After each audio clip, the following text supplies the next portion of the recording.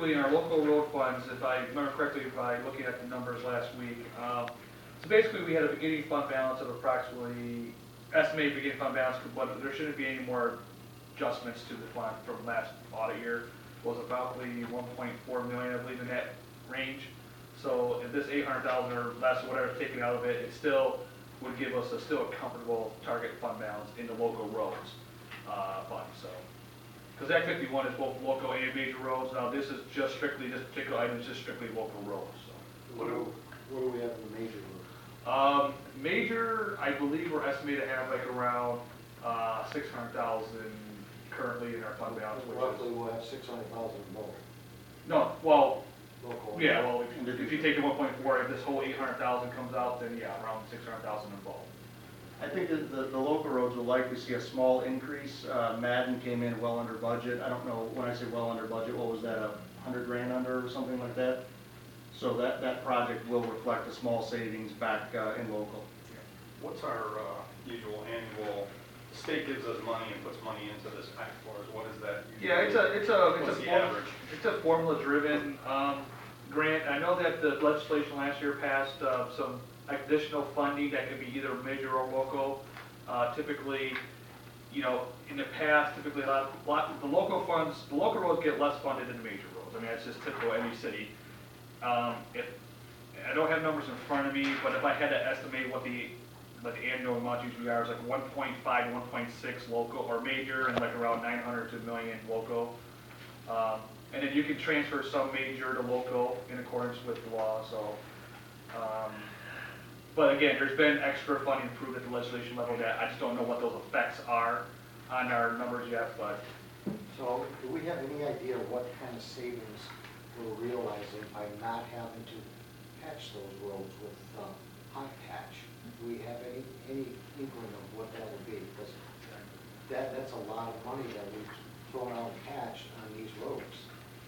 Oh, you mean as opposed, no, yeah. So, you know, we're replacing these panels. Now they're not going to have to be patched 4 times next year. Yeah, when you're not spending the labor or the material on, you know, running around and dumping. Empire, for example, that would take a whole day. Right. You know, how much, 5,000 material. I don't have that answer, Councilman Johnson, I don't know. I mean, it's going to be, there's a saving, you spend on one end, but you're saving on the other. Not as much as you're spending, but in the long run. Well, and I think you're getting a better product. I mean, you're getting a permanent absolutely. solution instead of a temporary, just, you know, plugging the hole with some cold patch. And even we tried that spray patch concept, and that buys you a little more time than the cold patch. But there's still challenges with that, and it you know, it doesn't last forever, and it's not the cheapest method either.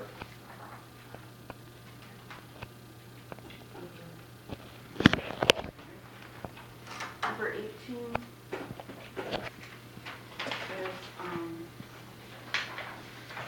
account or the paid invoice report. Did you have any questions for Jason on that?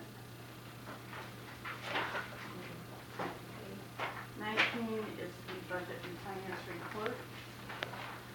Finance report. Madam Chair, just a quick comment on that. I did a new format, if you guys read the memo on that. And actually, the Act 51 funds is in the report now, so we can actually give you a real good number, Mr. Woolley, on the Act 51. So, let's see here.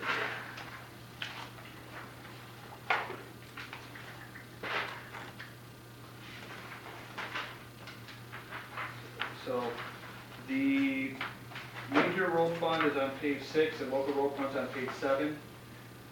So, and again, as I said, I'm sorry I was a little bit off, but yes, the major roads actually get 3.4 million annually. Locals get 1.3 annually. So, sorry I was way off on that, but I just knew that major got a lot more. I just thought it was like a 1.8 million, but they get a lot more. But what essentially happens though is that majority of that 3.4, or you can transfer up to 50% of that to local roads as long as your major roads are kept up to a good value. So up to 50% usually transfer to local roads. As you can see, why? Because we have a lot more local roads, and the funding is just not there for local roads. So right. A lot of cities do that where they transfer almost up to 50% of their major road funding too there.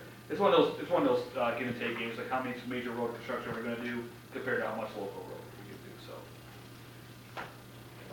One benefit that we have, and we really use that to our advantage this year, is that a lot of our major roads are in the TIFA district. So like even like Holland Road by definition is a major road.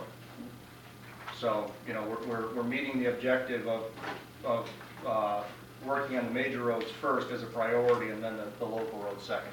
But as you know, the majority of the complaints come out of the local roads because that's where you're affecting neighborhoods and people live there.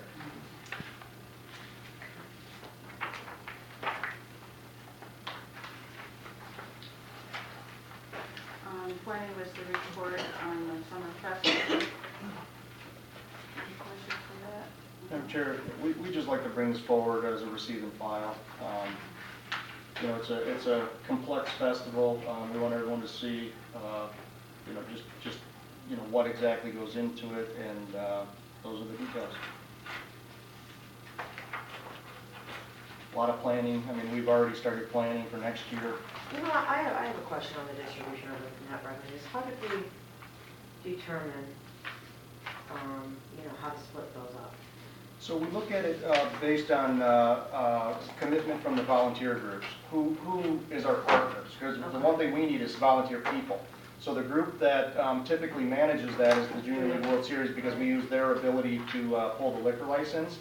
So every year we partner with them, and then depending on how many other groups come in, it gets split up based on that. So I think this year we only had one other group, which was Lightbridge Church. In previous years we had the Taylor Conservatory, Truman Football, I don't know, I'm sure I'm missing others, Kennedy Football. So what did Lightbridge Church, they volunteer? They did. To organize? Yeah, they parked the entire Wayne County Community College campus the night of the fireworks. They did something else on Friday. Oh, they did the run, the 5K, the color run. Oh, right. Yeah. All right. The hard part, because it's weekend, we try to limit staff because it's overtime. It's, Right. you know, Saturday and Sunday, so. Okay, thank you. Number 21 is to approve Sinclair Recreation to install a new play scape at Howard Noble Park for not to exceed $40,000.